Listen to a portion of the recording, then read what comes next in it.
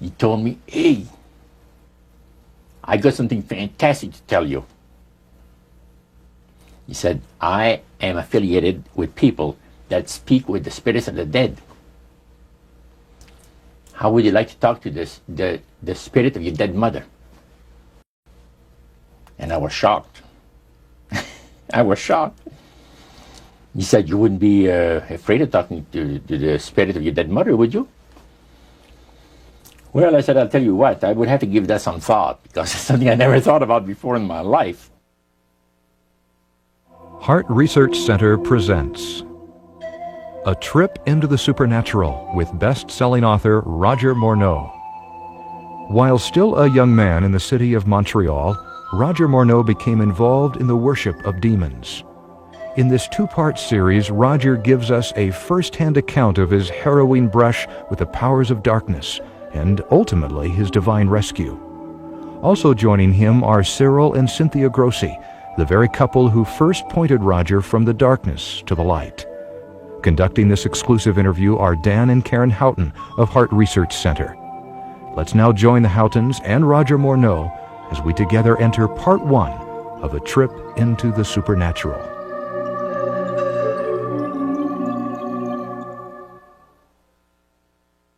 How in the world did you ever get involved in praying to demon spirits? Well, when I came out of the Navy after World War II, I was looking for take up a trade in Montreal, Canada. And at that time, I ran across a fellow that had been on a particular ship with me. And he said, hey, Morneau, you're alive. How nice to meet you. He says, let's have a dinner tonight. I said to my boss, can I have the evening off? Because I was the assistant to the Windsor bowling alleys and billiard, you know. It's the high-class place in Montreal where all the dress manufacturing people go and relax. So I got the evening off and I went out, we went out and had dinner. He told me, hey, I got something fantastic to tell you. He said, I am affiliated with people that speak with the spirits of the dead. How would you like to talk to the spirit of your dead mother? And I was shocked. I was shocked. He said, you wouldn't be afraid of talking to the spirit of your dead mother, would you? Well, I said, I'll tell you what, I would have to give that some thought, because it's something I never thought about before in my life. Most of us probably haven't. A little afraid of something like that. Well, he says, you know, it's written all over your face. You're afraid of going to a seance. But he says, I know you. He says, you're going to come. And then he started to tell me how brave I was when I was aboard ship, you know, different things. He says, you're not the same man. You're changed. You're chicken. That's all I needed to hear. I said, when do we go to a seance? So one Saturday evening, we were in the place. It was the very first time. Very beautiful place. The medium was a lady. She had a gorgeous new home in Montreal. And there were about 20 invited guests there, which I was one of them. And she communicated with the spirits for different people there and telling them what the spirit said. And then there was one lady that had been talking almost continually before the seance started, and she didn't believe in the dead appearing and all of this and all that. And she said, well, I would have to see my dead sister, she says, to believe it. So while this the seance was going, one man said, I would like to talk to my friend that died 6 months ago, but I don't want him to appear. Just want to talk to him. Because he says, I don't trust you talking to my friend for me. So the medium says, let me inquire of the spirit. Yeah, the spirit will talk with you. And that big masculine voice was heard in the place. It says, hi, Frank. It's nice of you to ask for me to talk with you. And they had a little chat. And after it was over, Frank says, this is the greatest thing on earth. to be able to talk with the spirits of the dead. Then the medium said, we have a very special surprise tonight for you people. A spirit will manifest itself openly here in a few minutes, and it's like a big gust of wind hit the building and right through the wall. Now the lights weren't terribly bright, but they were like living room lights, a couple of floor lamps and maybe some of these, and that translucent being seemed to come right out of the wall. How did you feel right at that moment? It's almost like my heart stopped a little bit. Very weird feeling. So it was a lady in a beautiful evening gown, swirling. And she said to Mary, my dear sister, you are so wonderful to have asked for me. And Mary fainted and fell right off her chair on the floor. And a couple of guys jumped up and picked her up, and spirit gone. And that was the beginning of it. That's how you got into it. Yeah, that's the way I got into it. After a while, you see, there's something interesting about the human mind. You can adjust an awful lot of stuff. You can adjust to a lot of things that would terrify you to begin with. After a while, they become common and ordinary. So you mean contact with the supernatural can become commonplace and ordinary and doesn't bother anybody? Yeah. In other words, the more that you do it, you're not uncomfortable. That's it's right. just not an uneasy feeling. Yeah. So how did you feel about it? Then I after got that? into a secret society that worshipped the spirits, you see. Well, how is that different from the seance, Roger? It happens that the seance are not involving in many ways. But when you get into a secret society of spirit worshippers, then, and especially when you're invited there by the direction of the higher-ups in the spirit world, you never get out of there alive.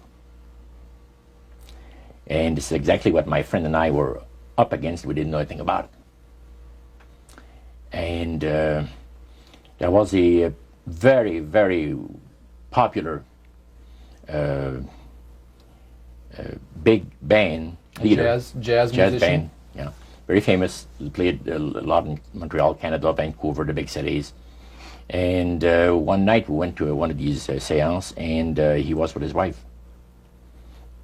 Now the spirits had told him what to do. Spirit told him, there's two of these guys, give the names, and your wife will want to talk, we'll make it so that your wife will want to talk to the medium when you say that you want to go home because you're tired. As soon as you see that these guys are starting to want to leave, then leave with them at the same time. And as you get outdoors, you ask them if they're driving. They'll say, no, they're going to take the tramway a couple blocks away. Well, you invite them to get in your car with you, and that you will take them to a fancy restaurant and treat them to some good food and talk about the merchant navy. And that's what the guy did. And there we were in this plush restaurant, pulled into a little alley, and I can still see it like it was yesterday. Just enough room to pass the car, back alley, that happened to give on a restaurant that was on St. Catharines Street, which is the main street of Montreal. And that was quite an evening. So Roger, you're at this restaurant. What happened? Well, after we were seated, in entering there, the place was just full, packed tight. But there was a couple of tables against a wall that had a reservation sign on it. And the owner of the place recognized the band leader and came and said, good evening, and you gentlemen want a table. So you're one of the reserved people. So we sat there, and we had our favorite alcoholic beverages, and as we talked, the band leader says, how long have you fellas been involved with sorcery?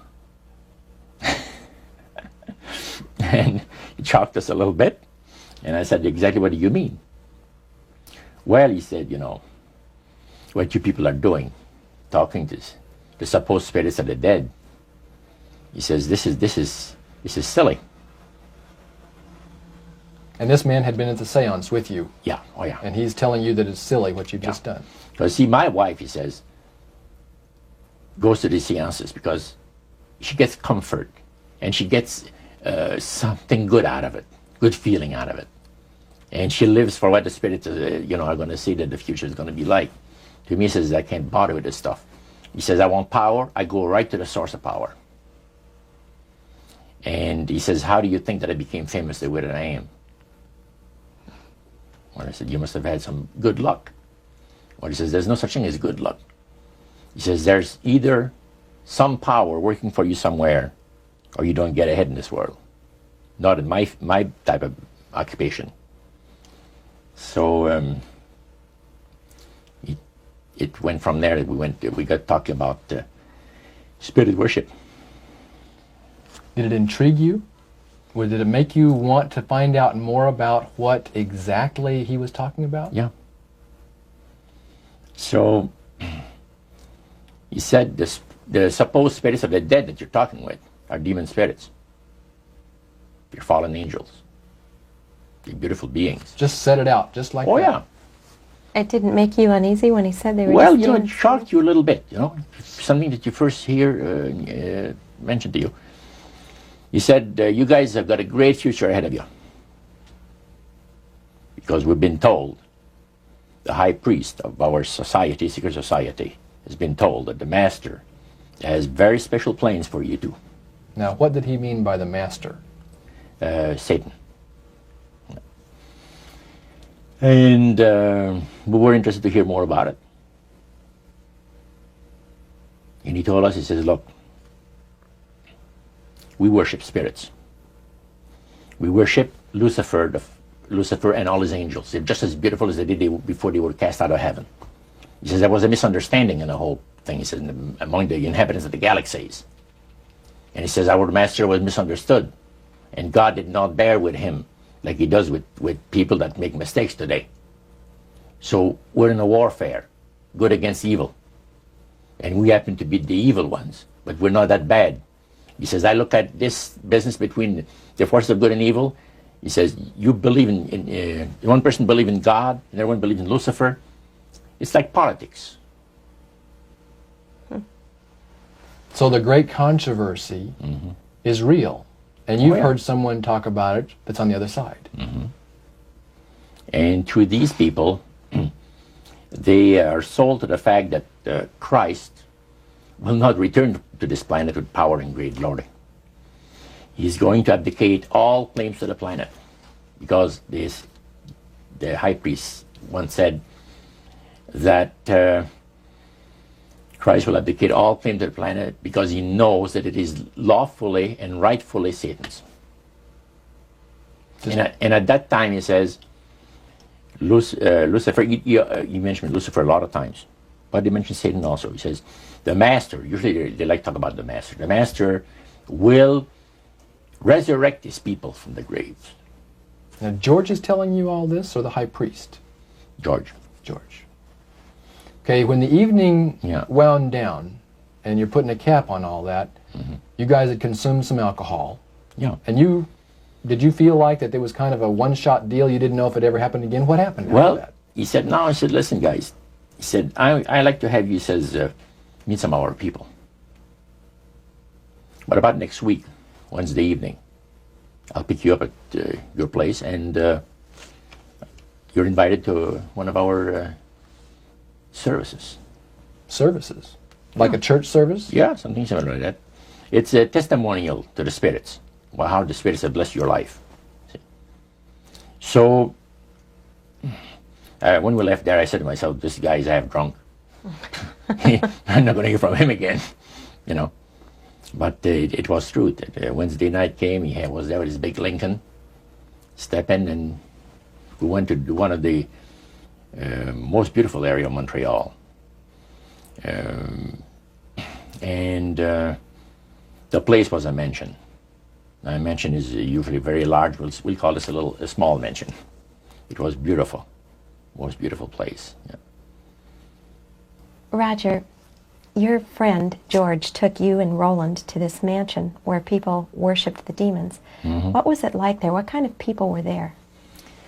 Well, it was a big surprise for me, as I kind of made up in my mind an idea that they were going to be rough-looking characters. But as we entered the place, I was amazed to see that they were all very well dressed, well mannered, and that a lot of the people, as we were being introduced to people, were professionals, doctors, attorneys, a lot of business people.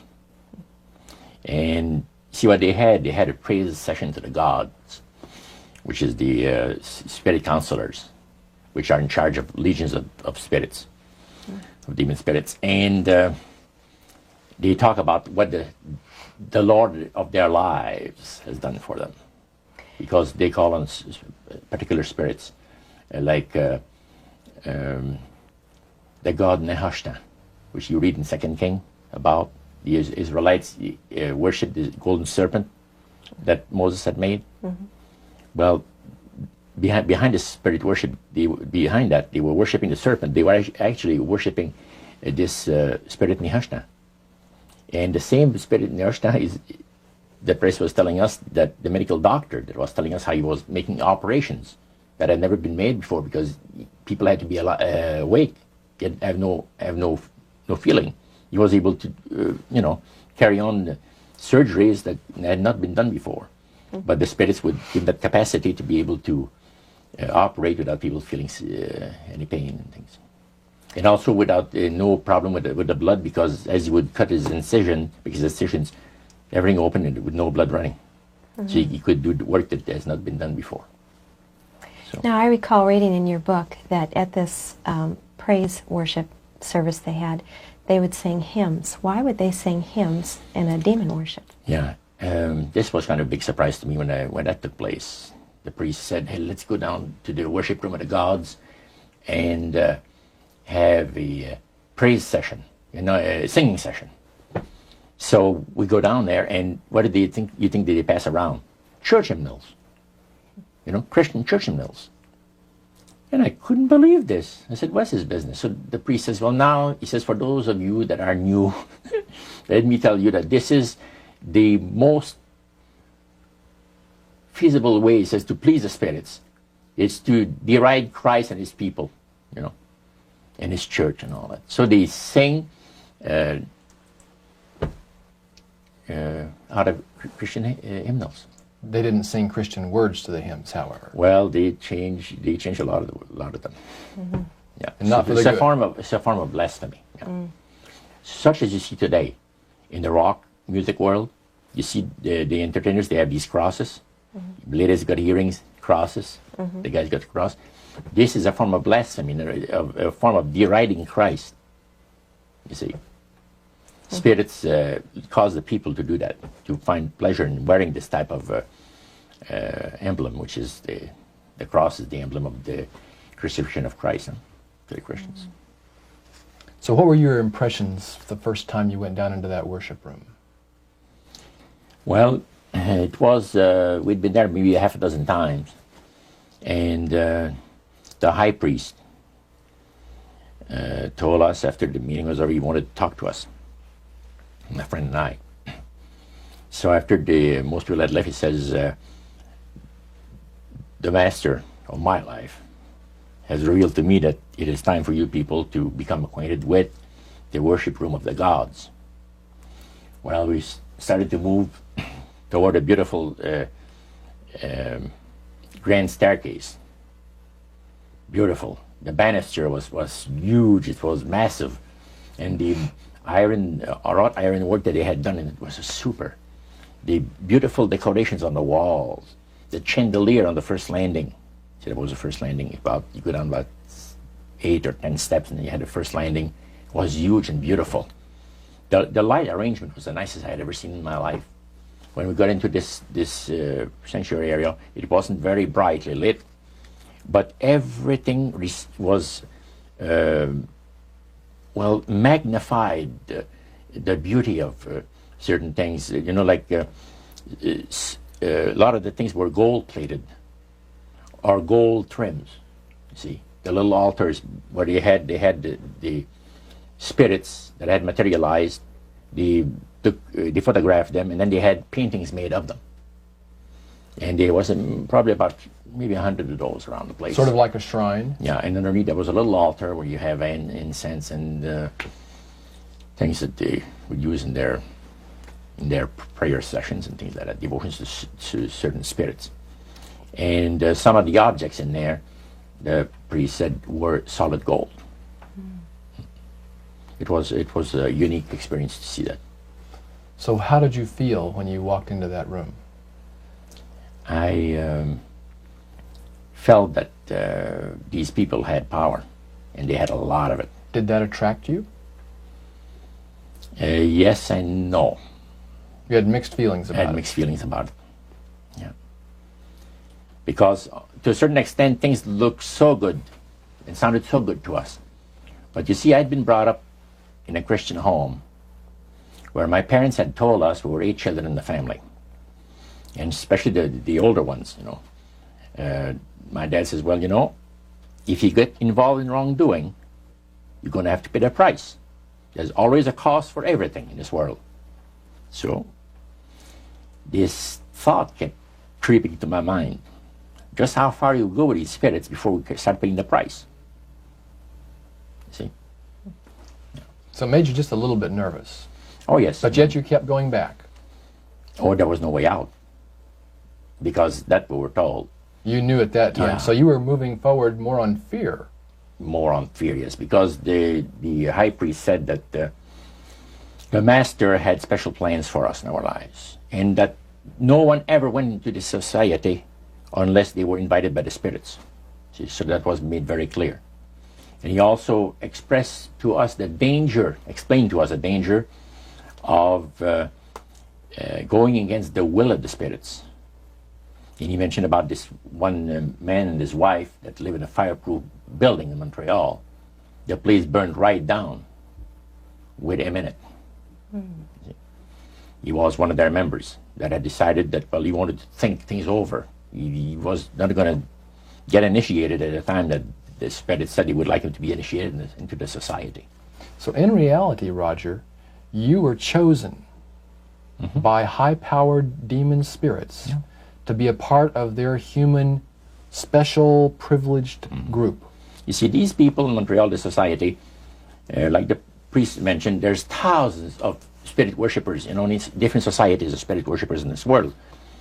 But he says we are the elite. We know the real truth about the master and his angels. And they are not hideous-looking beings. They are gorgeous creatures. And from the paintings that they had on the wall of the walls of that worship room, they were unique beings. Especially there was a painting full size, full-length painting of the fallen Lucifer above his altar. And that was very fascinating because he looked like a man of great intellect, high forehead, the way that he looked with his eyes, the way he had the eyes looking. It gave you a depth of perception of somebody that is very, very knowledgeable and Powerful. powerful, yeah. So Roger, this high priest that you talked about, he is the one that ushered you down into the worship room. Was he also the one that led out in the praise sessions that you talked about? Yes, and he had an assistant also, another priest. Okay. Now, when you would go to these praise sessions, what kinds of things happened at those sessions? Well, there's a lot of success stories.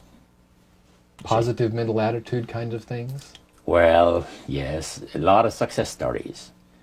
The masters has done this for me and that for me. I remember one lumber dealer, he had like half a dozen different operations in the province of Quebec. And everything that he touched seemed to turn to money. You know? And he was telling about it. And then there's this other person that was a clairvoyant that would work only for the wealthy people, only for the super wealthy. He says, I have the know-how, they have the means, let them pay. So he advised in business transactions. They would come to him and say, listen, I look at this deal that I might get, this factory or whatever it is, like, because this person was interested in industrial real estate, see. And he would talk to the spirit, and then the spirit was audible to him.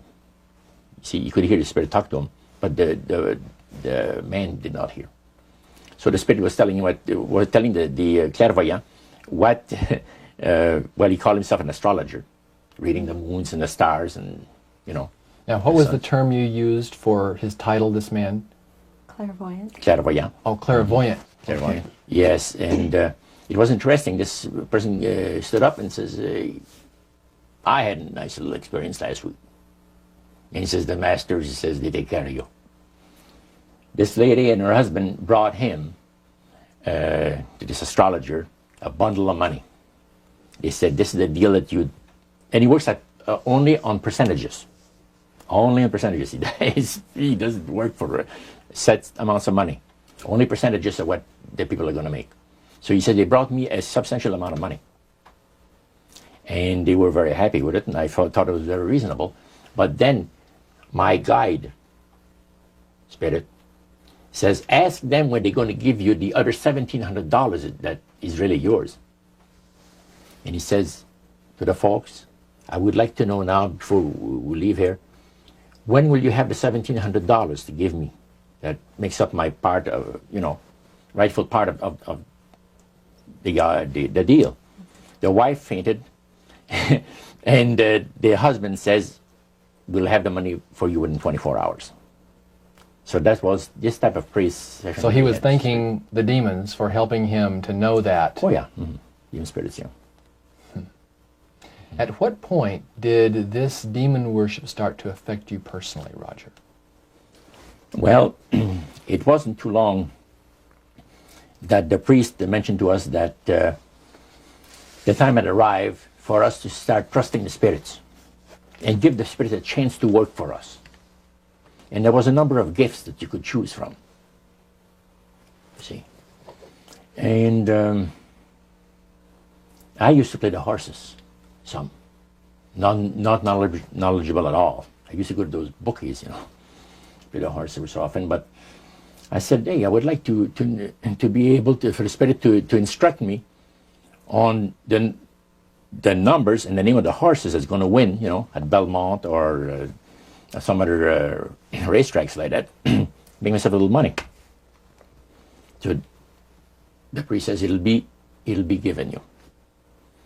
And sure enough, one night whether I fell into a trance or dreamed the thing, I don't know exactly what happened, but I saw 3 races that were really going to pay big. And these horses were dummies, so to speak. You know what I mean? They were not really good horses. They were like one horse paid 21-1 because he was that poor, right? The chance of winning was so poor that they paid 21-1 on him. And it showed me I saw the board at the bouquet and the number on it. And I went there, and they said it was going to be on Saturday. That was like on Wednesday. A few days later, it was Saturday. I went there, and sure enough, there they were on the boards. I went to the wicket and handed some money and got myself a winner. Now I said, well, I'm a little crazy. I ought to put more money on there, so I put $20 onto the next horse, and that paid 21-1.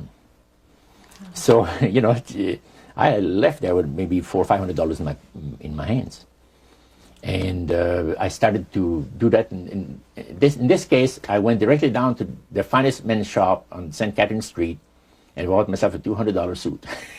And in 1946, a $200 suit was... In 1946, people used to work at the RCA Victor, where I had worked before I went to the Navy, for $18 a week.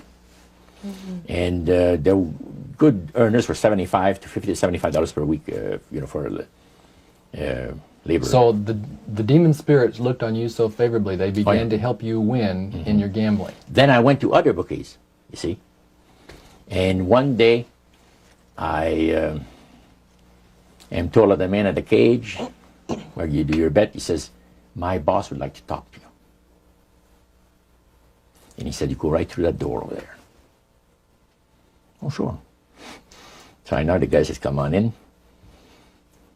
The guy's sitting behind a big desk, smoking the big cigar. So he says, you're Roger. I says, yeah.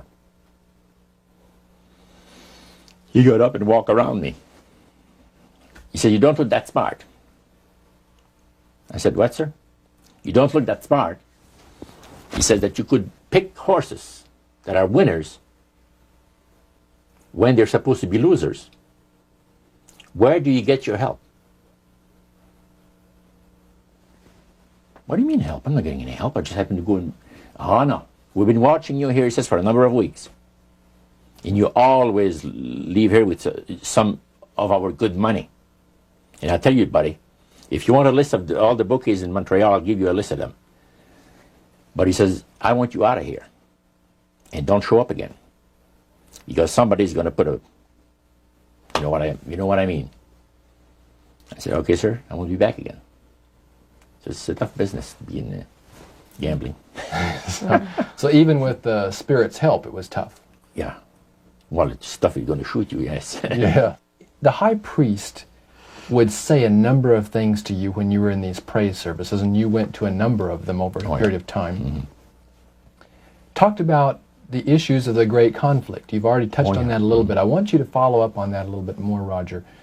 Some of the things that you wrote in your book, Trip into the Supernatural, sounds a whole lot like what we as Christians today know as the Great Controversy. Mm-hmm. What were some of the things that he told you there? Well, he says that there's a great controversy going on between the force of good and evil, between Christ and Satan. And they always praise the great master, Satan, as a super intelligent being that he is, beautiful to behold. And if he ever appears to you, you won't be able to look upon him because it'll be too bright. It'll just ruin your vision. The high priest said he was in Chicago, and the Spirit appeared to him and said, Morneau and his buddy, George, has invited them to the service, and the fellow that is in charge while you're away says that he's going to wreck all the work that the spirits have done for the last few years to get these people into the society. So the high priest, which is in Chicago, picks up the phone and calls, and the Spirit appeared to him, and he said the angel was so bright that he could not look upon him. And he says after he picked up the phone to dial, he couldn't dial the phone because of the fact that his vision was so terribly blurred by the light, the beautiful light of the bright being. And he asked, dial 0, and the operator came on, and she had to, dial for him. And they talk about many, many things in regards to, who's going to win this conflict. Any discussion about fire and brimstone? Yes. He says, the Bible people, talking about the Christians, they read in the Bible that, we're all going to land in a lake of fire and this and that. So that's baloney. He says the conflict is going to end peacefully. Christ is going to realize that you might as well abdicate the rights of this planet, take his few people along with him to his planet in the center of the galaxies, and we will be left with a master who will resurrect all his people that will be as numerous as the sand of the sea. See? And the master will rule forever and ever and ever. A happy people. And he named some of the people that's going to be there. I don't want to mention the names because they're known to history. So that was quite impressive. Did you always feel, Roger, that these people were telling the truth? Oh yes, yeah. They really had things down straight. But I was not satisfied with the answers. And there was something, and I understand now it was the Spirit of God saying, hold back, fellow. Hold back. And The priest had talked about us thinking seriously about being initiated into their cult. The right. So they let you come to sort of take a look-see, but you can't go back for several months. Oh yeah, it's not a matter of whether you're going to be initiated or not. It's when. Okay. You see? So they begin to press you for a commitment. So the priest said, look, fellas, I'm not going to pressure you into anything, okay? But I want to show you what the spirits can do for a devoted servant. We went downstairs, not through the staircase that I talked for the worship room of the gods, but at the other end of the building. Went downstairs, and a number of times I'd gone there to the men's room, and I heard these typewriters clicking like the dickens. Man, it's going. I said, why do we have a lot of people typing in there, in that room? Well, we went there that evening, and he knocked, and the man says, come on in. And there was all those typewriters moving along by themselves, typing at the speed that I'd never seen before. And not only that, the high priest says, I want to show you something clever. So he says, follow me. So we went around the table. There was like 2 long tables, and they had about 10 typewriters. And he says, now notice that the typewriter types to the right, then doesn't go back. It types back to the left. Isn't that something? I had never heard of things like that before. He said the spirits are doing the work. And he introduced us to the man. And the man is a lawyer. And he said, how much money did you make last year? Oh, he says, it's in the 6 figures. You see?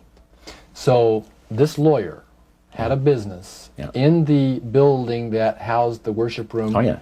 And he had a whole room full of typewriters. Yeah. And he put paper in there, and demons That's typed. all he did. Put typewriter paper in there. It was And what came out? What was it that came out?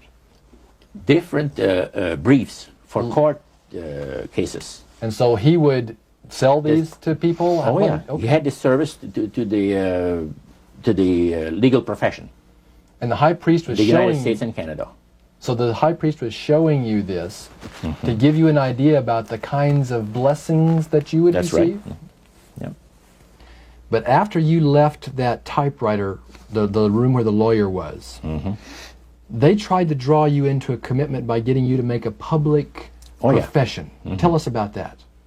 Well, they have a super beautiful resort in the Laurentian Mountains, which is north of Montreal, north of Saint Agathe. Saint Agathe is a famous name there in Montreal.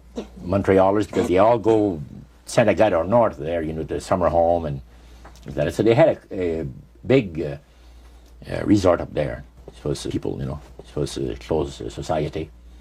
And they had on October the 30th, Halloween, is that? October 31. 31, last day of October. They had what they call live animal sacrifices. I don't know what it is. But they did. We could never find out. By the time that the Lord pulled me out of there, I had not yet found out what it was. So you have this intrigue involved in there. And you talked about three very unique services that I attended there that sit on my mind forever. One was entitled Christian Idolatry. Another one was entitled The Super Deception of a Glorious New Age, which actually applies to the New Age today. And this was 1946 that we're talking. And then the other one was Satan's Great General Council of the 1700s. And I must say the things that I heard there was an eye-opener. First of all, we'll go through the Great General Council. Okay. At the beginning of the 1700s, said the high priest, Satan and all his spirit counselors held a Great General Council with one purpose in mind. It was to prepare for the great industrial age that was soon to break upon the world. And Lucifer also foresaw another age that was to follow that, where tremendous scientific discoveries would be made by people, and we would enter a unique age that would change the way that everybody lives. It would also serve to usher in the end times and the close of the great controversy between the forces of good and evil. And the priest said that Lucifer had been studying the Bible. And he found in Daniel 12:4, where we are told about the time of the end, many shall run to and fro, knowledge shall be increased. He understood it to be that we're getting to that point. And he had, with all the spirit counselors, to change their modes of operation in order, to ensnare people. And they devised a way whereby people would disqualify themselves from being members of Christ's kingdom. And he was just very candid about this. Oh, yeah. Telling you and the rest of the group, 60 or 70 people there, the plans that Close to 100 people. Lucifer had revealed to him. And by the time the council came to a close, they had three major policies that were going to be followed. First, they were to see to it that humans would be made to believe that Satan and his angels do not really exist. Because up to that time, you could walk down a street of Paris and you would have signs that would say where you have a soothsayer or a fortune teller of some type, and if you want to put a curse on someone, you could go and see this other old lady over there, the old witch. That's the way it goes. But now it had to change. Lucifer says we have to make sure that people, humans, get to believe that Satan and his angels do not really exist. You know, Roger, that's interesting because a recent research study report that I read indicated that in a national survey, I believe it's over 75% of people do not really believe in a real tangible devil. But there is one. Oh, yeah. Now, the next thing, the three parts policy that they had adopted there, the second one was to find a way of being able to get total control of people's minds. And that would be done by taking hypnotism out of the realm of the occult and introduce it as a new science for the benefit of mankind. So part of what the high priest told you was Satan's strategy to take total control of people's minds. They felt that by taking hypnotism out of the realm of the occult and introducing it as a new science for the benefit of mankind, they could then use people of great renown, educators, people of capacity, that would do great things, such as supposedly regress people in time to former lives that they had. And of course, after the session is over, the person would not know a thing about ancient history. And the person that she or he has talked about performing, certain deeds, we'll say 3,000 or 4,000 years ago. But this was their strategy. Now, what this would do for the thing is this, that it would create in the minds of the general public, solidly set in the mind of the general public, an unwavering trust in that great deception. In other words, people could, they would believe it. This person was hypnotized, was regressing time to, former lives, and did this and did that, and no deception. Maybe Alexander the Great, we'll say, and some of his generals and people like that. And the person, after the session is over, comes out of hypnotism, and he or she doesn't know what she's talked about.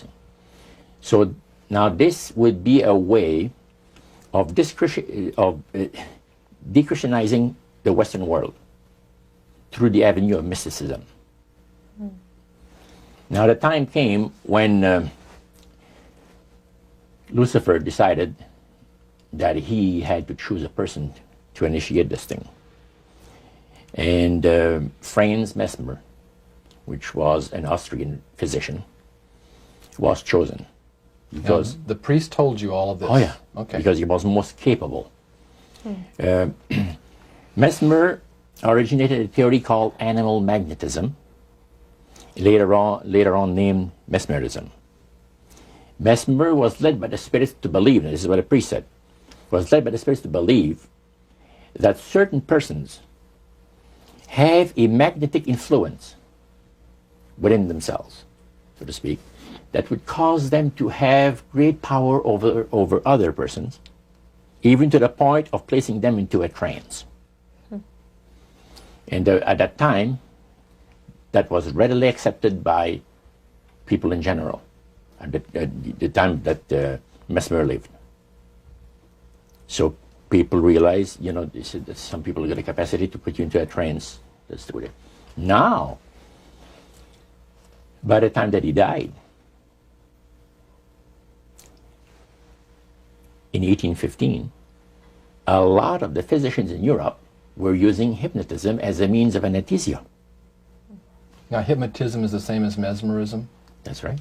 Okay. So mesmerism that's been developed to a higher degree of refinement. And the priest went on saying that the plan of Satan to deceive the human family this way, he says, is the most intriguing thing to his mind. And he went on saying how it was going to be brought about. He said that a fellow by the name of Darwin and another fellow by the name of Thomas Henry Huxley would be used by the spirits because in their childhood they had been hypnotized by medical doctors. And they figured that they would be real good subjects to lead the people into this belief that they had, that Satan wanted to bring into people's lives. Now, what were those 3 points again, Roger? The 3 things were, number 1, that they did not want Satan did not want the human family to think that he or his angels existed. Right. The second point that you made had to do with taking control of people's minds. That's right. The third point was what? Was to destroy the Bible without burning it. Okay. See? And what was his strategy on that? On that, it was very interesting. Because after the Great General Council,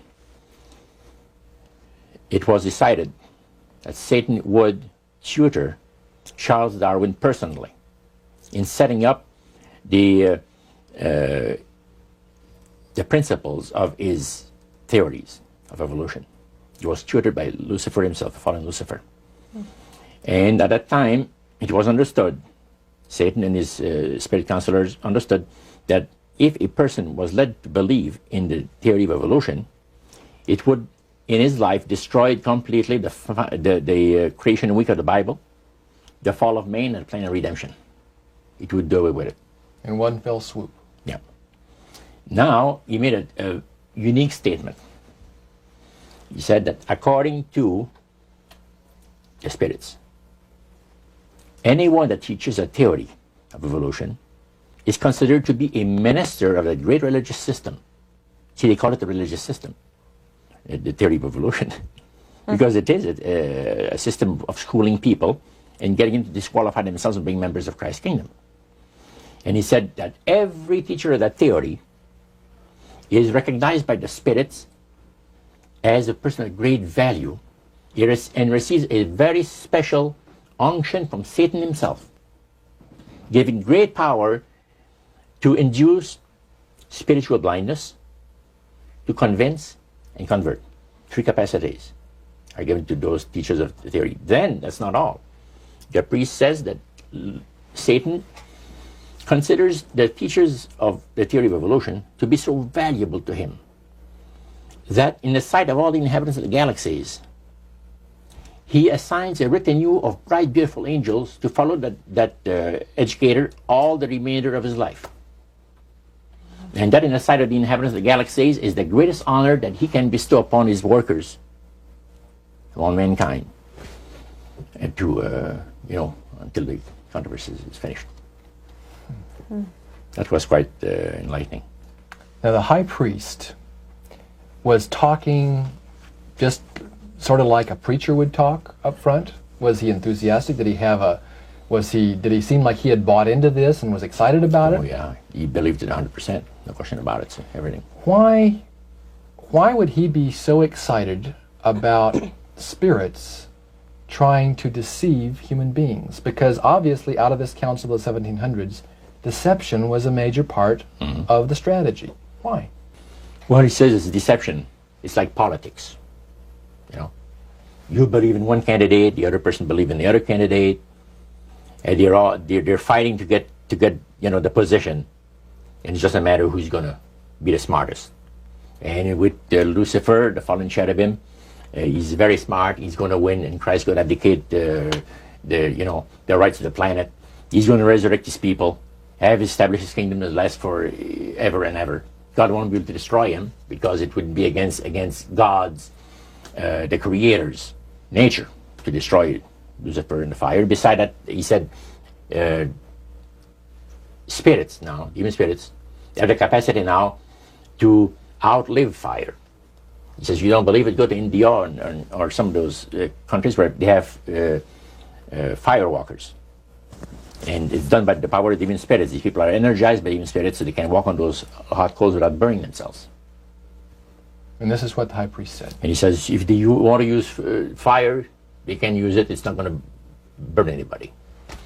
So that's the way they believe. So this high priest was almost talking to your group in an evangelistic fervor. Oh yeah, because he figures that he's going to be one of the higher ups in the great kingdom. Okay. Now, of the group that was there that night, 60, 70 people, I think you've mentioned before. Yeah, it varied. How many of those were people who were hardcore members, and how many of them were new inductees? Well, we were the only two youngsters there, so to speak. You and your friend. And how old were you at that time, Roger? I was about 20. 20 years old. Mm-hmm.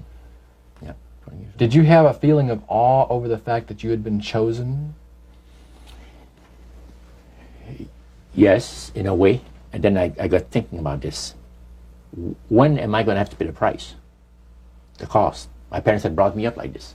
If you get involved with evil, you're going to reap what you sowed. So you want to be upright in life.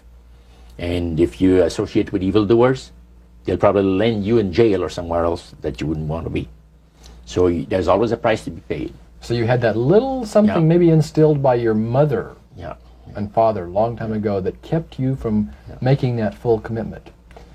Now, one of the things that really amazed me and shocked me and made me sick at heart is when the priests talk about Christian idolatry. What is Christian idolatry? The priest mentioned that word. Yeah. Tell us what he said, Roger. He said that Christian idolatry is the most grandiose or great deception that has ever been brought upon the human family, upon mankind. And he says, and he boasted that demon spirits are continually defiling Christian churches through the avenue of necromancy by using a form of spirit worship that involves hundreds of millions of Christians into idolatry without their being aware of it. Now, what is necromancy? Describe or define necromancy for me. Their belief, popular belief of necromancy, is to conjure the spirits of the dead. So that you can speak with someone who has died. Right. Like the seance that you originally went to was the practice of necromancy. Now, the priest says that this super deception is brought about in only one way. Through the deceptive belief that man has an immortal soul that lives on after death. And he said that constitutes idolatry through necromancy. So he says there are hundreds of millions of Christians that are practicing idolatry while they think they're glorifying God. See? Because they believe that the soul is immortal. Yeah. They may not be talking to the supposed spirits of the dead. Oh, yeah. Contrary to popular belief, necromancy does not consist of conjuring the spirits of the dead. The reason being that man is totally mortal and does not possess an immortal soul. So who are they talking to? He says the friendly demon spirits that have always found over the centuries great delight in impersonating in apparitions departed loved ones and persons of great renown. Now, friendly demon spirits. Friendly demon spirits. Are there more than one kind of demon spirits, Roger? Well, there's three main divisions, and then there's divisions within those divisions. You have the friendly demon spirits that seem to have the finesse and the refinement, and they're not upset about what happened when they were thrown out of heaven. from what I gather. Then you have the warriors. They like to bring misery and destruction in the lives of people. Then you have the oppressors. The oppressors are the real wicked spirits that hate God with all of the Creator with all of their might. So he went on explaining. He says, now, necromancy is in reality a belief, a religious belief. People believe that the dead have entered into a higher state of existence than they had when they were alive. Also that they are in a position and have the capacity to help the living here on earth. See? Then he said, he says, this is where things get really interesting. He said, according to the great master, a person does not have to supposedly call upon the spirits of the dead to receive help, you see, to be involved in necromancy. All he needs to do is to believe in life after death. Because he said, necromancy is the belief that man is human, as a human being, has an immortal soul. So anybody that believes that man has an immortal soul is involved in necromancy. It's that simple. That's the way he explained it. Yeah. So how does that constitute idolatry? By people believing that they are either talking to the saints, you see, the spirits of the dead saints, or a dead relative, or a dead person of some type. And you take, for instance, like Loretta Lynn. She says on national television, and I have the data on it, that I heard it myself. She said that she was made successful in her singing career by a dear friend of hers that was the same age as she, and died when she was 18 years of age. And Loretta was trying to get into the singing world, but she says, I had no success at all. Until one night I was sitting in bed reading a book. And she says, who walks right through the wall but my friend, the spirit of my friend? And she says, Loretta, I'm going to make you a very famous person in singing Western country music, and I will be with you all the time. Trust me. And she says, she had a big concert once, and she was coming down with this bad cold. And she thought that her voice was going to give. She talked to her spirit and felt that she was going to be helped.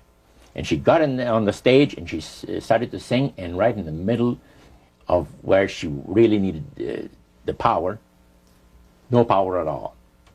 And her spirit friend tapped her on the shoulder and started to sing for her. She said her voice went through me, the power. See? And you saw this in a television documentary? Yeah.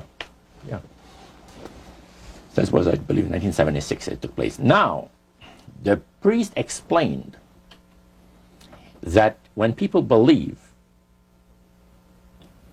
in this business, they are actually opening themselves to be completely deceived by demon spirits, because it gives the demon spirits an opportunity to impersonate the dead, see, and for people to believe their lies. And the priest says that thrills first of all, he says it brings the great master the respect and the reverence that is due to his great name. And it makes all the other spirits exceedingly happy, because they are the ones that have worked to lead people to believe in life after death. See? And they rejoice also. And that's the extent of what Christian idolatry is all about. Friendly spirits, just to digress for just a moment. You mentioned 3 different categories, and the friendly spirits are the ones that love to impersonate being a historian or something. We specialize in that. In your experiences in the praise services or in the worship room or the other places where you were, any of the places you were, did you ever witness an event where necromancy or even something that would be popularly called channeling today took place, where you actually heard the voice of someone in response to someone's questions? Yeah, a number of times, but there was one time in particular that fascinated me because it was unique in one way. The priest told us that there was a French historian that was affiliated with Montreal, University of Montreal, which is a French university and the English university is McGill. So the University of Montreal is the French university. And this man was from Paris, but he's affiliated with the university. And he wanted to have some details in regards to Napoleon Bonaparte and one of his generals. So, by the way, there are also, in other parts of the world, elite spirit worshippers like the group that we had in Montreal. And he mentioned there that, he said, you guys are fortunate when my friend and I went in, because you're right in time to see something very interesting. My friend there is having his devotions in the worship room of the gods, and he will use a trance medium to converse with certain demon spirits that will inform him in regards to ancient history about Napoleon. And sure enough, we went down there, and somebody came up and said he's ready for the session, and we went down there, and he said he would need 3 people. You would need 3 people, but he wanted 5 people that volunteer to be the channel for the spirit. Okay, so three of them were chosen there, and the others went back and sat down. And the man shook his head like, a little bit like this. His eyes went glazed, and he stayed like that for a half hour. And the spirit spoke to him. He said, I'm a spirit counselor, and what would you like to know?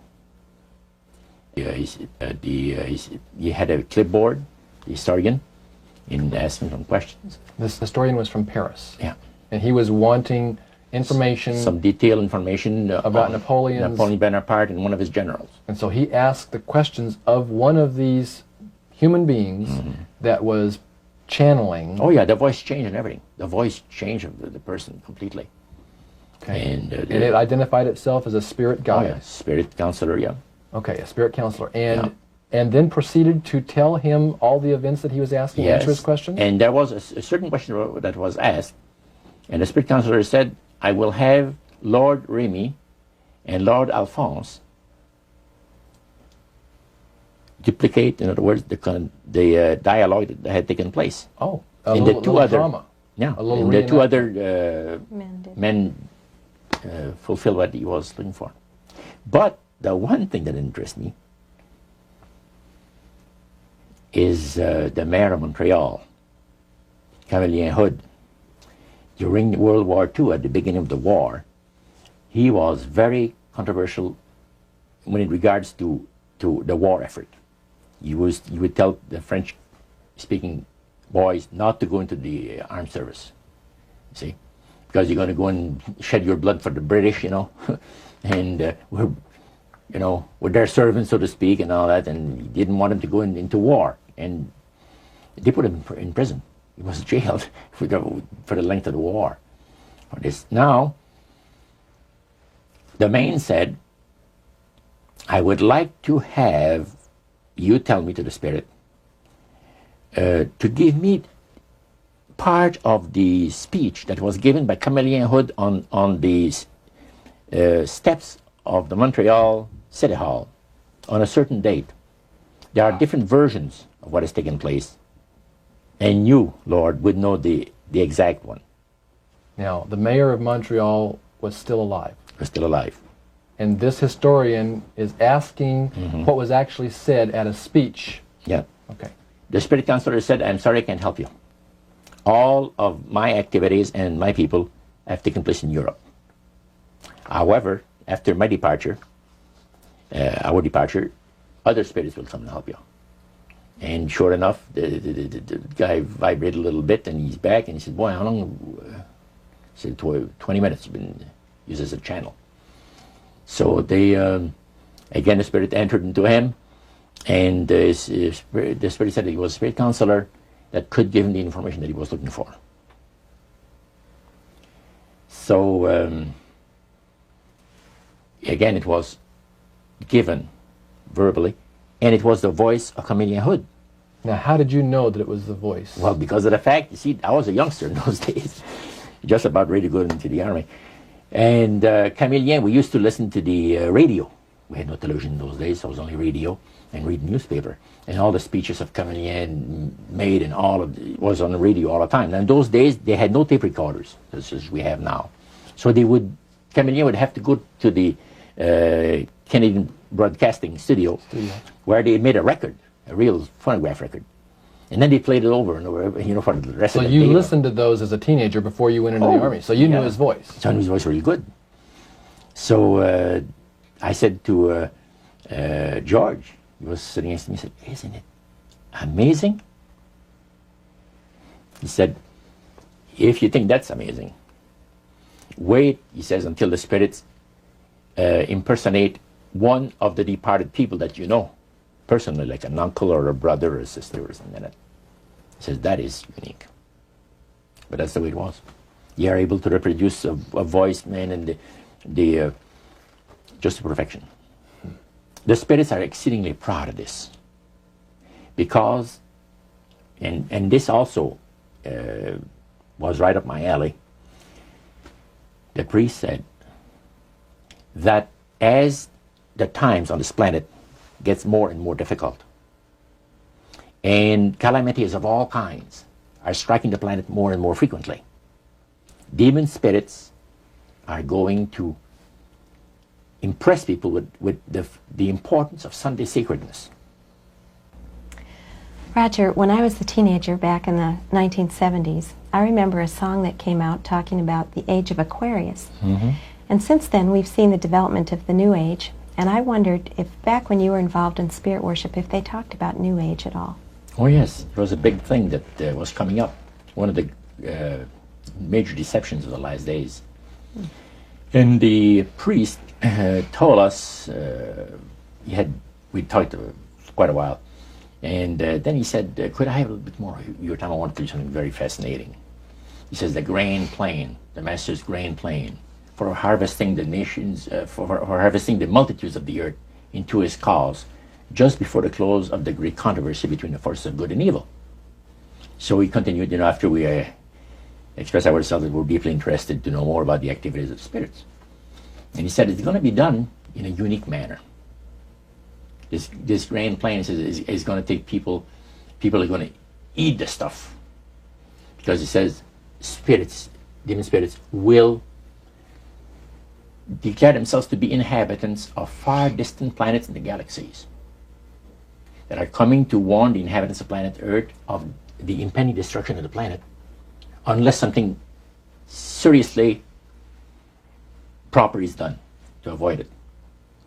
And he went on saying that they will claim to have out-of-body experiences. Are you familiar with out-of-body experiences? I've read about them. In other words, so there's some persons are supposed to be able to, they believe in their immortal soul. Astral projection. Yes, right. Goes into different parts of the world and sees things and come back, and then they write all about it. I've heard of that. So, due to the fact that the millions of the earth people believe in people having an immortal soul, it has to be readily accepted when the spirits will, through a trance medium, converse with influential people of the land. You see. Now, what is a trance medium? It's a channeler today. What is known today as a channeler? Channeler, yeah. Okay. Shirley MacLaine's experience of getting involved with spiritism and with the supposed inhabitants of far distant planets in the galaxies, I taped the whole thing. It's 3 hours. And you were hearing the fulfillment of what this high priest had said 45 years ago. Yeah, exactly. So he went on explaining about the fact that the spirits will show themselves willing to give valuable guidance that will not only help people avoid the destruction of the planet, but it would cause it to enter into a higher state of existence.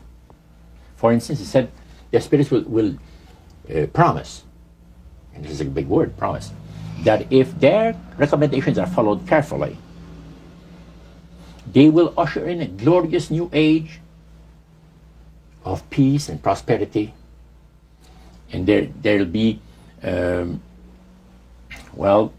be no more wars. See, There'll be no more famines. There'll be no more people getting unhappy to one another. Neighbors will love neighbor, and social unrest will not take place no more.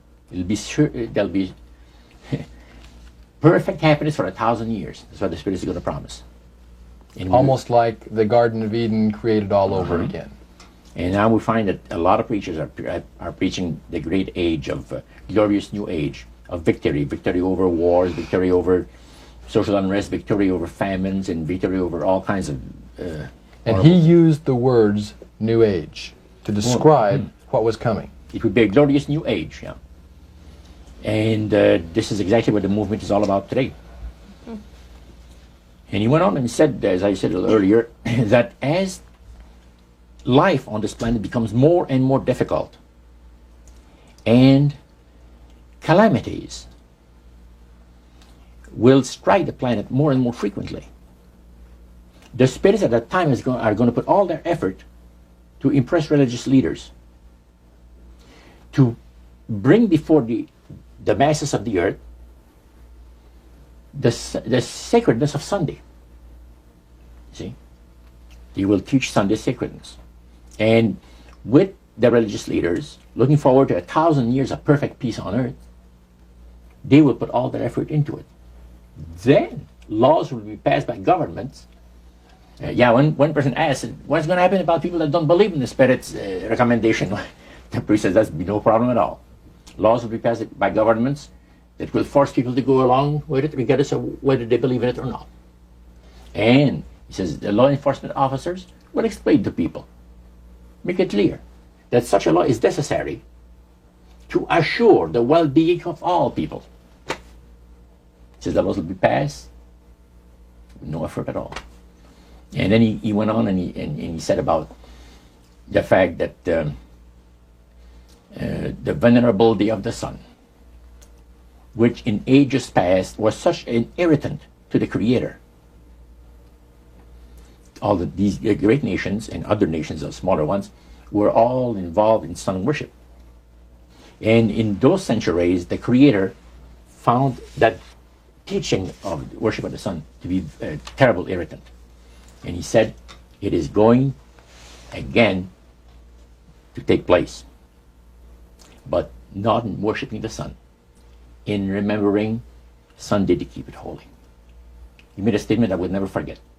He says, by the observance of the day upon which the master, Satan, has placed the unction of his authority and power, he receives homage, regardless of whom people claim to worship. Isn't that something?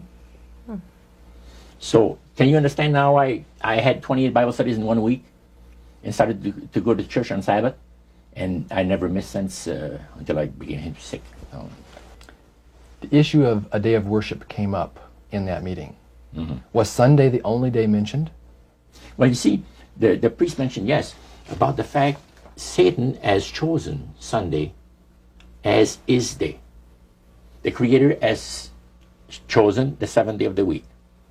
Lucifer has chosen to call his day the first day of the week, Sunday.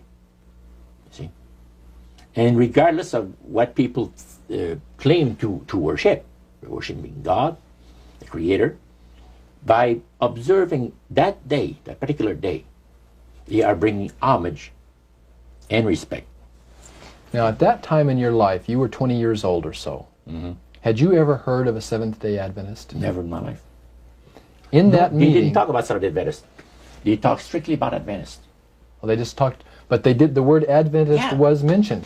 The priest was telling us that necromancy, as I mentioned earlier, is the belief that the dead have entered into a higher state of existence, etc. And he says, for centuries, friendly demon spirits have worked diligently to establish and uphold in the religious convictions of all people the belief that man has an immortal soul. See?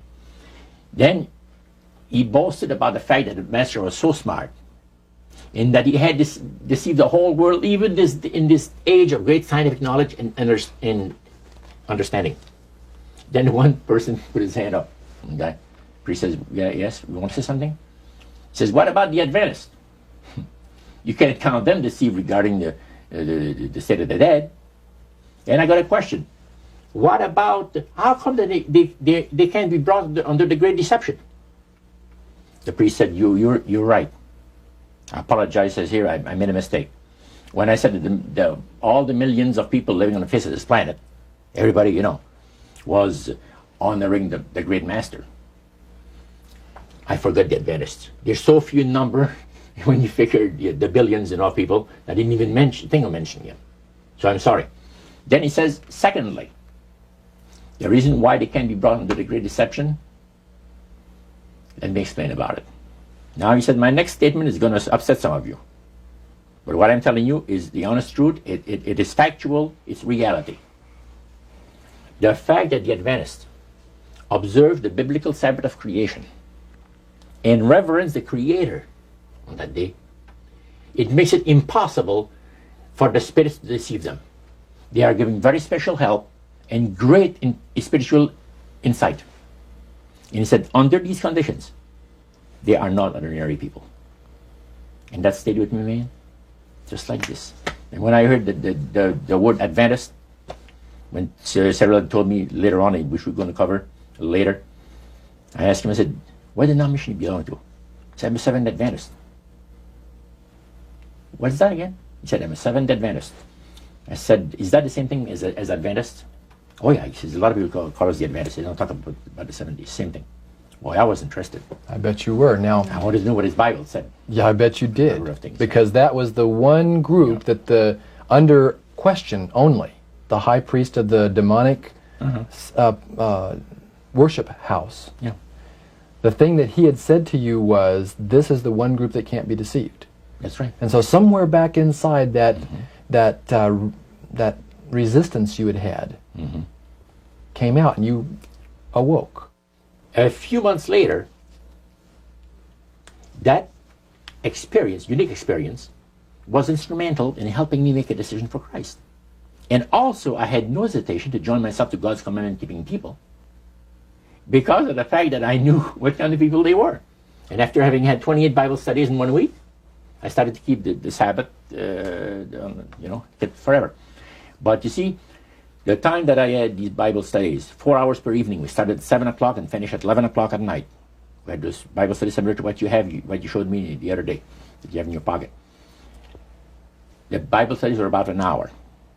There were questions, and then you looked at the verses that they gave you in the Bible, and you had your answer. It was so fantastic. And the Spirit of God was really ministering to me the graces of redemption. Every moment of all those Bible studies was precious. Precious, precious, precious. Roger, at that time, your major language was French. You did not speak English, and all of this happened in the French language in Montreal. How long after you became a Seventh-day Adventist, or after you learned of Seventh-day Adventists, did you read the book Great Controversy by Ellen White? Well, I joined the church. I first had the Bible studies in October of 46. In April of 47, I was baptized into the church. In September of that year, Hilda and I got married. And the French church in Montreal gave us, as a wedding gift, the Conflict of the Ages series. And I had not read the Great Controversy up to then. But then you read it. Oh, yeah. And what went through your mind when you read the book Great Controversy, thinking back on the experience you'd had maybe just a year or so before? That's right. What went through your mind? This person is inspired. This person has got knowledge that nobody else has on the face of the earth, except, the Spiritist that I was mentioning, because it's so unique. Well, I find it very remarkable that they were willing to share the strategy that Satan is working on with this group. Of course, their plan was that it would never get out. That's right. Under seal of death. That's right. Their plan is that you don't have to worry about saying anything by the great master. Because as soon as anybody strays some, the spirits will tell the high priest right away what's taking place. They did with my Bible study by Wednesday night. I studied on Monday and Tuesday. By Wednesday night, spirit counselor appeared to the high priest and says, you have one of your defectors. He says, that Morneau guy, you're going to get rid of him. Because he's out there studying the Bible with the Adventists, the people that the master hates most on the face of the earth. And the high priest almost had a heart attack. Because he said, I kind of like you.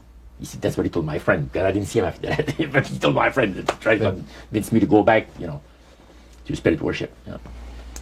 Roger, you were 72 hours away from making a full commitment to the elite spirit worship. Mm-hmm. How did God rescue you at that strategic moment? Well, I'll tell you, I should really go back a couple of weeks in time. As the high priest had talked to us about the advantage of getting initiated in the society on the 31st of October, that night I came home, went to bed, and I couldn't sleep till about 3 o'clock in the morning.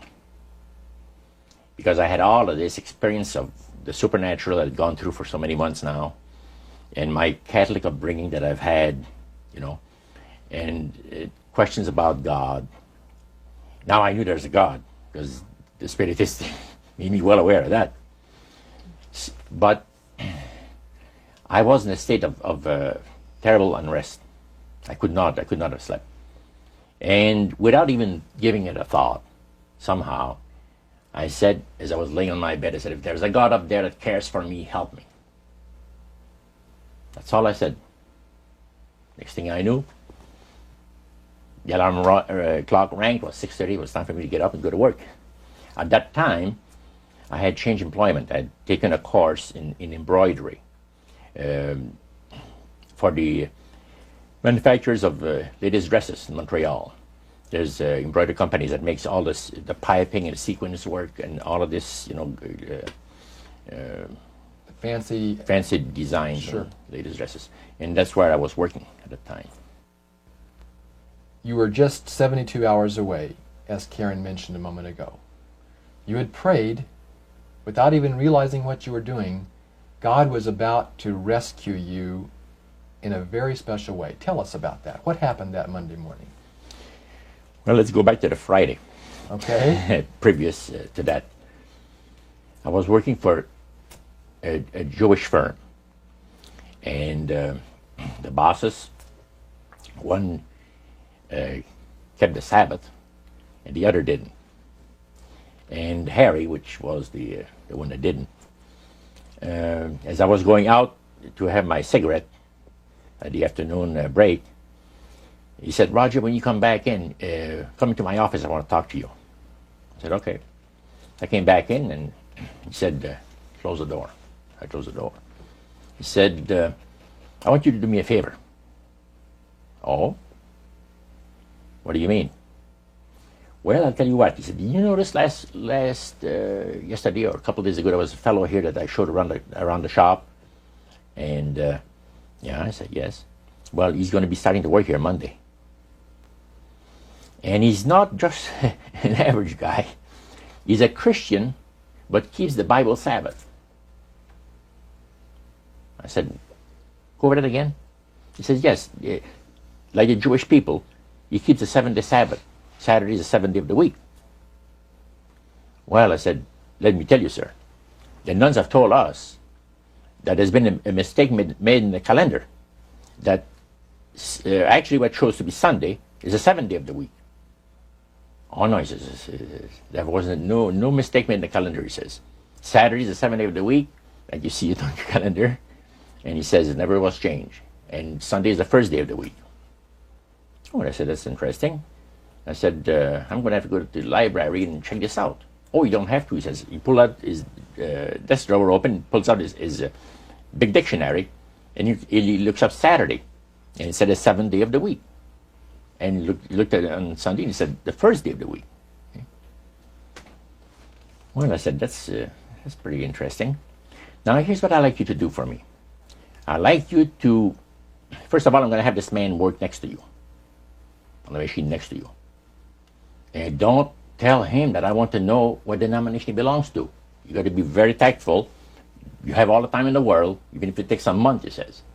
He says, I tell you what, he says, it's the craziest thing. He says that I've been thinking about this guy, and I can't get him out of my mind. about this, the fact he's a Christian and keeps the seventh-day Sabbath, keeps the Bible Sabbath. And he said, I got more important things to think about than stuff like that. So he said, I want to find out what denomination he belongs to, and I just did. I said, why didn't you ask him? Well, he said, no, I wouldn't do that. That's too personal. Okay. So he wanted you to ask him and find out for him. Find out and not let him know that the boss was interested to know. So Monday morning came, and the new fellow came in, and the boss introduced him to the people. There was about maybe 50 people working in that plant. And he said, Cyril's an accomplished embroiderer, and we'll be very happy to have him here with us, and made a little speech. Then he walked him to his new machine, and he says, Roger, meet Cyril, and I shook his hand, and we started to work. And it was not more than about 20 minutes that I was working that my machine started to skip stitches. So what happened? You have to stop and back up where you were. And I was working on sequence. In other words, the sequence come up. There's a row of thread behind it. They're all set up, and it's on a spool. And then the needles put them in there. And when it skips, you got to stop, back up, start over it from where it left off. It wasn't too long that I'd done this 2 or 3 times. And that really made you happy, I bet. And I was mad. And as a French person, usually they don't go easy on the saints and gods. That was using some language was not that great for Cyril. But anyway, I called the boss over. I said, come and see this machine. I'm having trouble with it. He checked it, worked on it for 5 minutes, work with it. Beautiful. I sit down again, start to work, the same thing happens over again. Harry, after he tried that 2 or 3 times, he said, Joe, come over. He's the old guy that knows everything about everything, in the shop. So he looks at the tensions and adjusts things, and he says, it's working beautiful. Well, I started to work again, another 20 minutes after, the same thing, and I had to stop the whole thing. By then, it was time to go out for the coffee break. Cyril and Cynthia, so good to have you folks come down and visit with us for a short time today. And Cyril, I want to start off our visit by just asking you about an experience you had, I believe, almost 45 years ago. That's right. You had gone to work at a new embroidery shop in Montreal, Canada. Mm-hmm. And there was a guy that was at the next machine to you that first day you went there. Did you notice anything strange about him? Yes, I did notice he had some peculiarities that, well, to say the least, they were different. First of all, when he worked at his machine, when he had a little malfunction, he knew how to, well, criticize the machine by using some language that was quite offensive, to me at least. He would curse at the machine, and in both French and English. He was quite a linguist. And when my machine would break, he noticed that I would just fix it and keep on working. There was a difference, and he noticed a difference himself.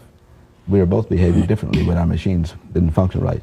Now, so that very first day, there were problems with the machines. Your machine and his machine had problems. They both had problems. But you had a chance at the break time to get acquainted with him. And how did he approach you? Well, he approached me with a question, sort of.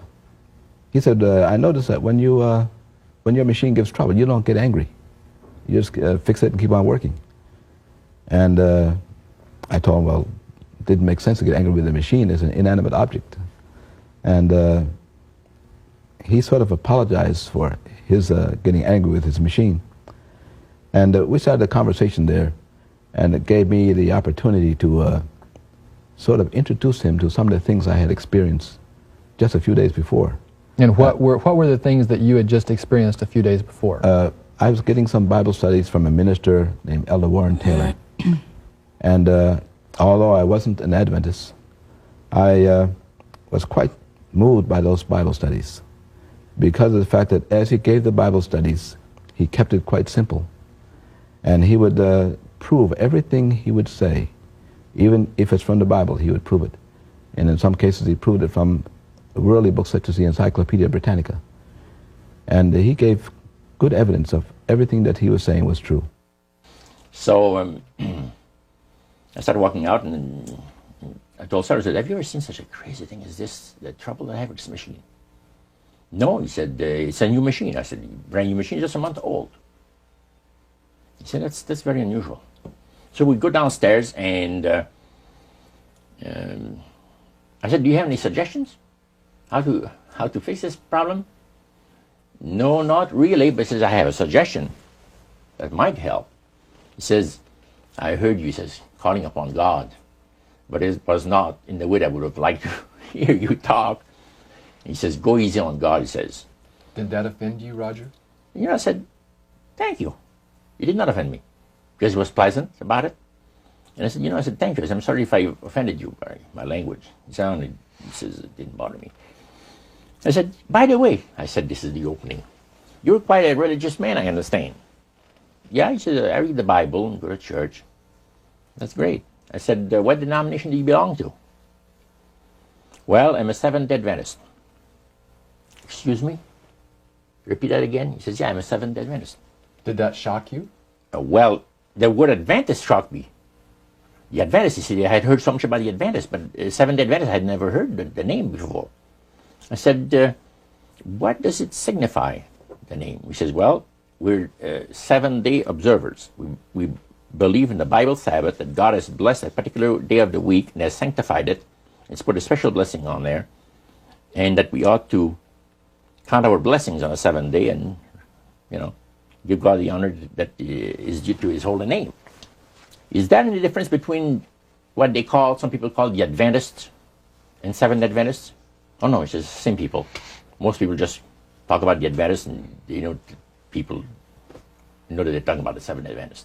Then your interest was really piqued. Now I said, man, what a unique thing to have happened to me, that I meet one of these guys.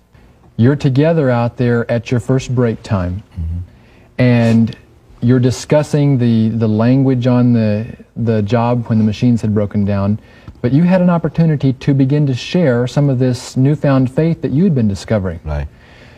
Did you find him to be interested, open? Well, what really happened was he would ask questions, and I found out later that the reason he asked questions was when I went to get the job, I was so impressed with Elder Taylor's Bible studies that I told the employer right away that I didn't work on the Sabbath. He said, well, that's all right, you don't have to work on Sunday at all. I said, no, Saturday. So being a Jew, he became rather interested. And he told Roger, Roger told me later on, check this fellow and find out why he keeps my Jewish Sabbath. So Roger's questions were motivated by the fact that he was told to check. And the more questions Roger would ask, the more interested he became himself. So as he became more interested, and I told him more, he suddenly said, I want to hear more about your religion. And I said, okay, this weekend. He said, no, tonight. So we talked about a number of things. And after lunch, I told him, I said, I want to see you at 3 o'clock. Again, I want to have another question for you. So 3 o'clock came along, we had the coffee break, and many things had passed through my mind. And I knew that if I get involved with religion, the Spirit is going to destroy me. So I've been assured, we've all been assured of that. You don't deviate from the will of the spirits. Otherwise, you're nothing, your history. So I told him, I said, Cyril, would you show me out of the Bible the things you told me today if I went to your house? He says, yeah. Yeah, he says, yeah, I'd be glad to. He says, when, next week sometime? No, not next week, tonight. Did he look surprised when you said that? Yeah, he's surprised. He said, what's the big hurry? I said, I can't tell you why. But it has to be tonight or never. He said, you serious? I said, yeah. And you can't tell me why it has to be tonight? I'll tell you the reason why. He says, I would like to have you come another night. Because I have my collection of jazz records that somebody's coming to look over. He had been collecting jazz records for years. And he said, I have somebody's interested to buy them. But he said, well, I said, well, forget about it then. And he said, man, He said, you really mean what you say? That you want to see these things in the Bible? I said, sure. Okay, he says, come to my place 7 o'clock tonight. Give me his address. So that evening, 7 o'clock sharp, I rang the doorbell. Did that startle you? It startled me because it was fortunate I had 28 Bible studies for busy people, something I just bought. And I ran home, Cynthia and I were married at this time. And I ran home and I told Cynthia, we have to give some Bible studies because this fellow's coming tonight. So I went through the first couple of Bible studies as quickly as I could and got myself familiarized with them. And we got all ready, and sure enough, he came. And we sat in that room, the room that we talked about that burned, and we started those Bible studies. And he was very interested. Cynthia, that first night that you had your Bible studies with Roger, how many studies did you actually do with him? We did 4. On the first night? On the first night. We started promptly at 7, and as we went through, with everything in detail, in full detail. And we thought that, oh, this is just going to last the evening, and that would be the end of it. And then he said, no, he says, let's do the next one. So each one, so we didn't finish until about 11:30 or quarter to 12. And when we finished, he'd sit around and talk. By the way, he was a chain smoker. The room was covered with smoke. We could hardly see the Bibles in our laps. And we had discussed this prior about him smoking. And so we decided, we prayed about it, and we asked the Lord that even though each time he came, the room was just heavenly, full of smoke, that we will read his word and that he will take care of the smoke. And I happen to be allergic to cigarette smoke, and we were all huddled together. It was really something to see us.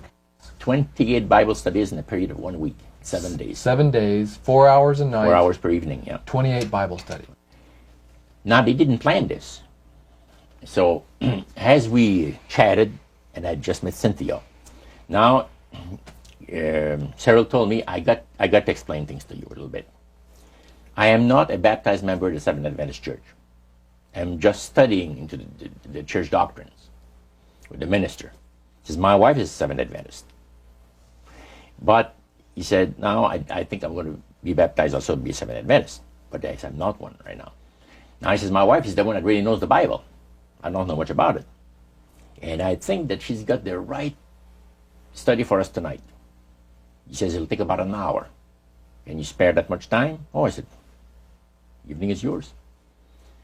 Well, she had a set of Bible studies that were entitled 28 Bible Studies for Busy People. That was the title of the series. She pulled one out and she says, now, we could see here, there's different questions. The first one was on the Word of God. And she read the question and said, then we can find the verses in the Bible that gives us the answer. And the next question, she said, would you like that? I said, beautiful, let's go. So Cyril was sitting next to me with his Bible because he was able to find where it was. I had never opened a Bible in my life, never. So, because I never had access to it, let's put it this way. And that's where it started, on the Word of God. After the Bible thing was over, he says, well, did you find it interesting? I said, most interesting, very interesting. I said, what's the next study coming up? Well, he said, the next study, Daniel 2, prophecy of Daniel the prophet, 2, on the world events, predicting the different great world empires that were to come into existence in times ahead. And I said, really? That's very interesting. I said, how long would that one take? Oh, she'll take about an hour.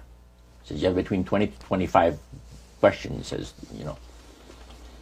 So I said, let's have it now.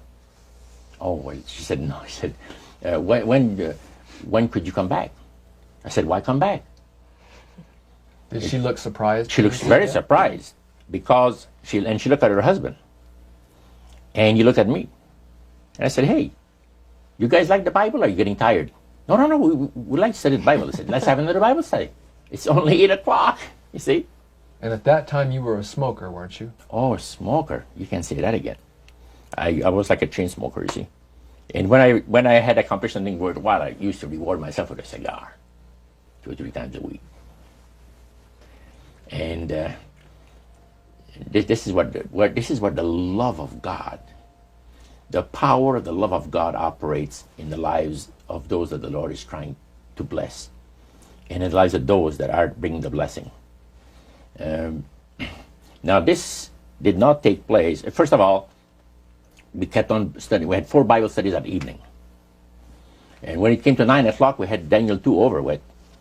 I said, what's the next Bible study? And she said, well, the one that we're going to have, will you come on the weekend? Could you come on the weekend? I said, yeah. I said, I can come on the weekend. What is the title of it? She gave me the title. I said, man, that's interesting. It's only 9 o'clock. Let's have it now. Cyril looks at her, with very surprised look on his face. And Cynthia, she looked at him. And I said, what's going on between the two of you? It's like you have a conspiracy that says that we're not going to study the Bible with this guy more than an hour or 2. But she said, let me be honest with you. Our minister, Pastor Taylor, has been giving us instruction on how to give Bible studies. Because Cynthia says, I never have given Bible studies. And we really wanted to know how to give Bible studies to people that ask us the reason of the hope that is in us. And he's told us exactly how to do it. You have 1 Bible study per week. If the people are exceedingly interested, you could have 1 in the middle of the week, another one. But never more than that. And she says, we've already passed our quota. So the reason, Roger, for their hesitancy was not the fact that you were blowing smoke in their face. Oh, no, they It was because they were trying to follow the instructions that their pastor had given, and you were asking them to break all those rules. That's right. Do you think they could sense your urgency? Sarah and Cynthia told me later, yes. They said there's something very unusual about this man, Cynthia told her husband, because they went to get water, and to get made a glass of water, and she went in the kitchen to get something else, whatever it is, and she said, what do you think of him? And Cyril said, there's something very unusual about this man.